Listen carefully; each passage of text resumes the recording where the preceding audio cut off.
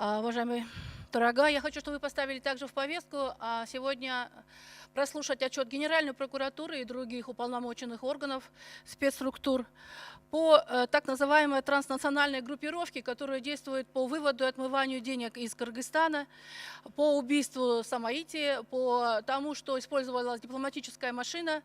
Вот, то есть очень много вопросов, и я думаю, что это все ведет к тому, чтобы нам уже обсуждать об импичменте президенту, о недоверии к президенту, потому что все это делается, я уверена, под негласным контролем верховенства, значит, нашей власти. Поэтому я хочу, чтобы мы заслушали Генеральную прокуратуру, чтобы он нам объяснил, и другие структуры, что происходит, почему международные расследования говорят об одних фактах, а мы все замалчиваем, у нас все хорошо, у нас везде порядок, ОПГ нет, контрабанды нет, наркотрафика нет. Вот. Хотел бы заслушать структуру, чтобы они взяли на себя ответственность.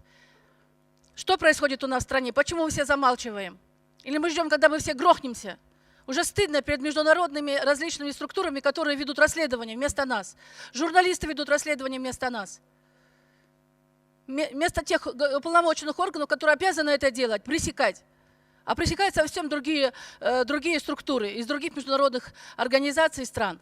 Поэтому я бы хотела в повестку поставить данный вопрос.